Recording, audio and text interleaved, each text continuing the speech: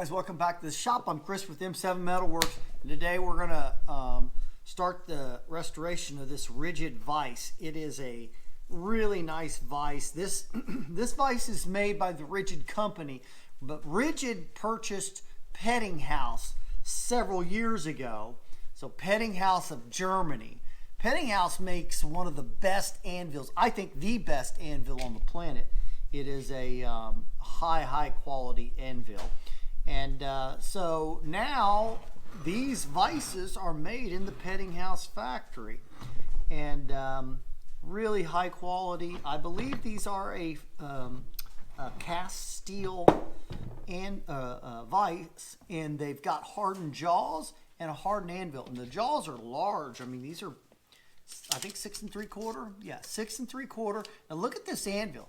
The anvil, now listen, this isn't just for beating like on a real anvil. We call it an anvil because it's for straightening something out and, you know, doing very small things on. But it's huge. It's 4 3/8 and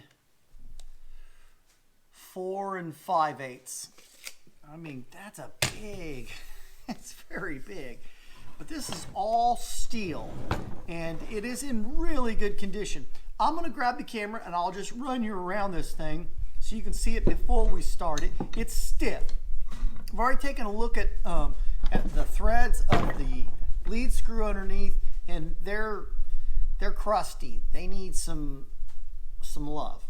And so that's what we're going to do. We're going to take it apart. We're going to clean it all up and wire wheel the whole thing, repaint it, and put her back together, because this vise could be like new if we do it right. So let's get started.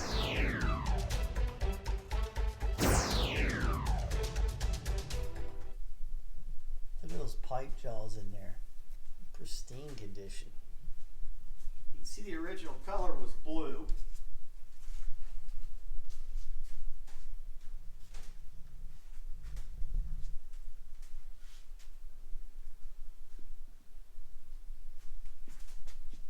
We're missing the rod on that one.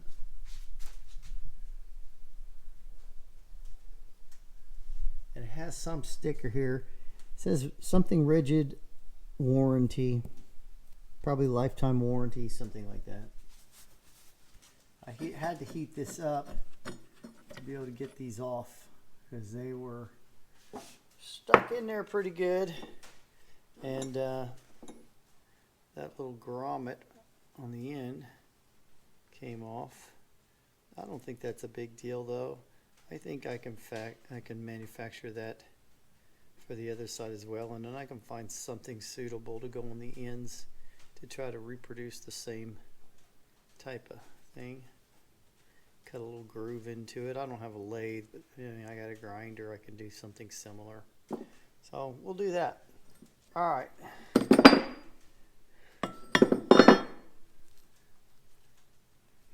That'll be easy to fix. The base looks fine. No issues there. Still pretty warm.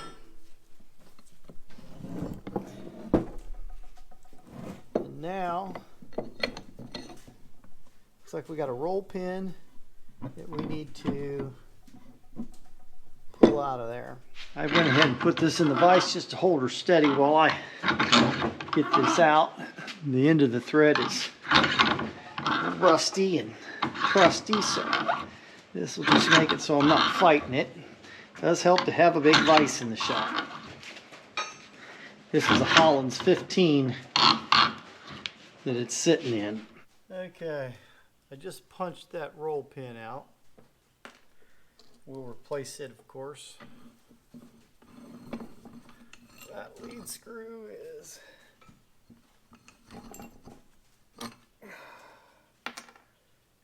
one. There's two. So it looks like this bigger one is on the outside. Got a spring, I think. Oh. Looks like another washer. So these two smaller washers go on either side of the spring, and then the large washer will go on the outside here. Right now, let's get this out of the body here, and it's in there pretty good. I might have to do a little filing here. Let me just find a small file and I'll just do just a hair bit of filing on the back here. There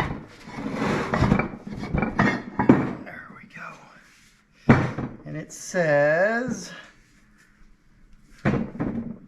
made in Germany right along the side here. There's our nut.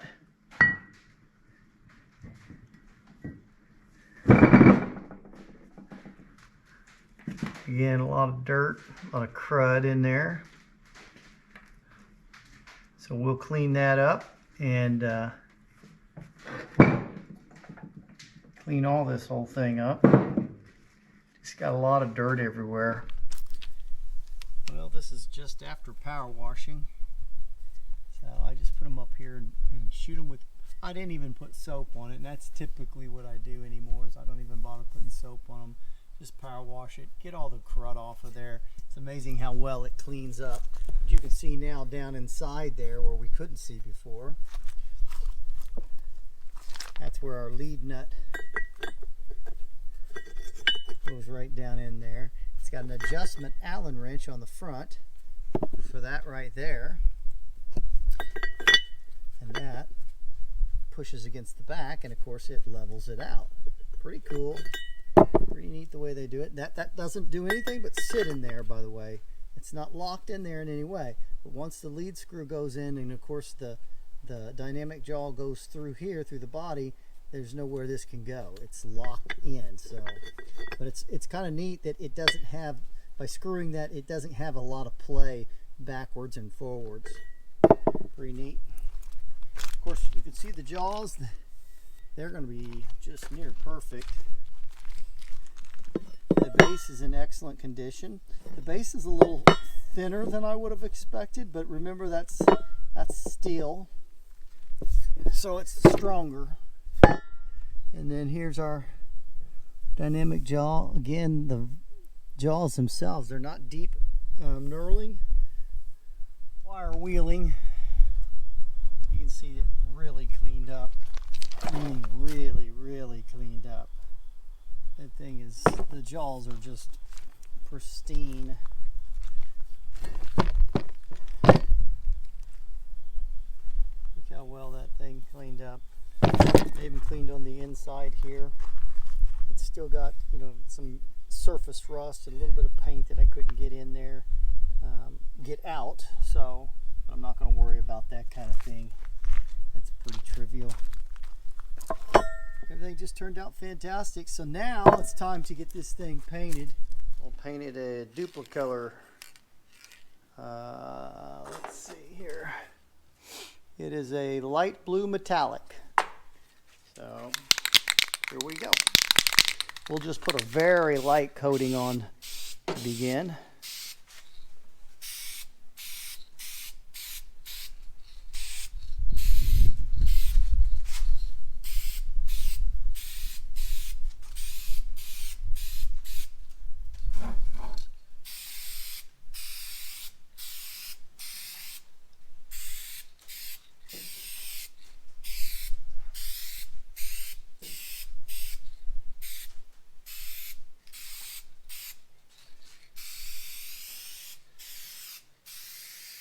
I've got my slide taped off, but I do not plan on putting a heavy coat on this slide. It had a pretty heavy coat on. I gotta think that was from the factory, but I'm not 100% certain.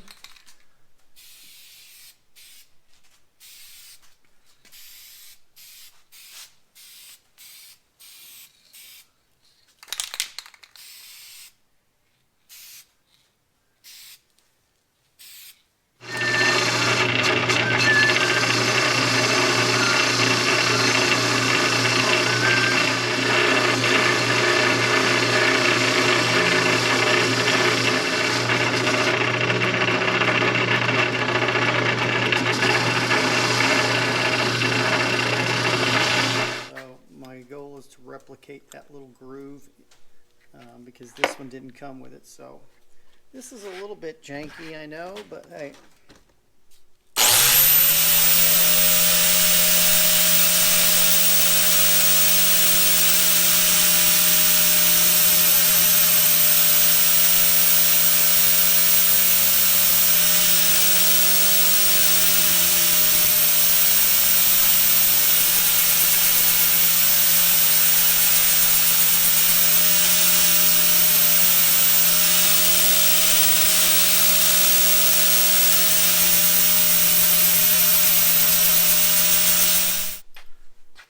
Not terrible.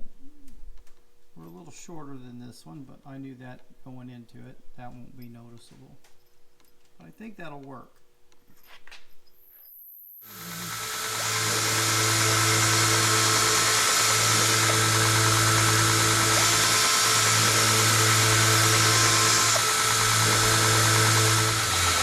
All right.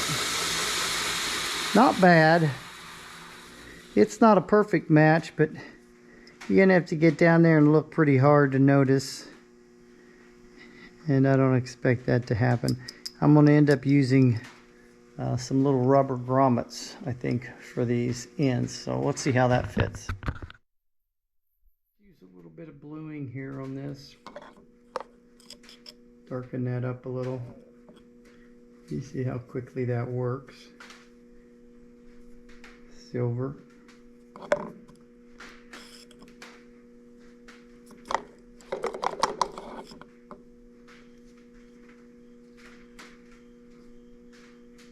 Darkens it right up.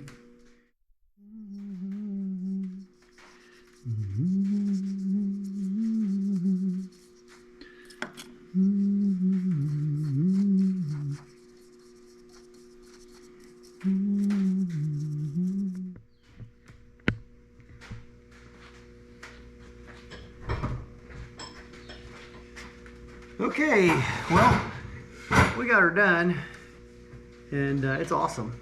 This vise is like I thought it would turn out almost new looking, just because it had so little wear on it in places. So I'm just putting a little grease back here, and we're going to see if we can get the handle turned out really great. I blued it, and then I put a boiled linseed oil finish on it. We'll just try to make it easier on ourselves and do it this way. Then our spring. A little bit of grease on that. And just a little bit of grease on. I even tried to paint on the inside. I don't know how well that comes up on camera, but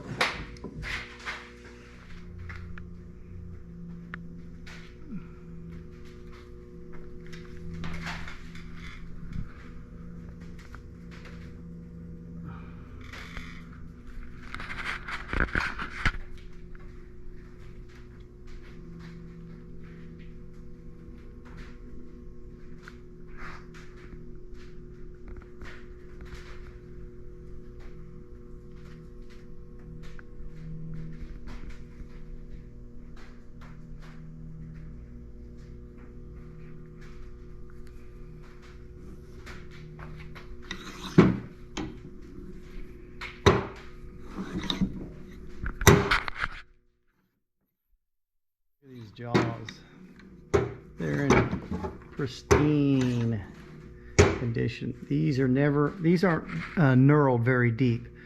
They're not designed to be very deep. They're designed to grip but not put such an impression on your work. So really a good design. Vise turned out beautiful, guys. I'll put it over there with the other vices, and we can look at them with the other vices we've just restored, and just kind of see this with some other vices, and just notice the contrast, because this is a much lighter color than the other vices we've been painting. And here is our rigid vise. made in the Peddinghaus factory. I did not highlight made in Germany. I just left it. And maybe I should do that before I send it off to Kansas. I don't know yet. But so far, these are the 4 vices, and technically a 5th vise over there, but that one, if you watch that video, that one's got a flaw in the casting of it. But this Reed 204.5 is. This Athol vise, that's a good combo vise. Man, I'm so tempted to keep that one. And then this here Parker, and which is the one we did in the last video, and then today we finished this one here. Guys, I hope you like the videos. I'm going to keep them coming. I got another 4 vices that just need restoration and another 3 or 4 that need repair. So we're going to start on those next. I'm not sure which one will hit first. Maybe that Morgan out of Chicago. So guys, I'm Chris with M7 Metalworks. Thanks for watching.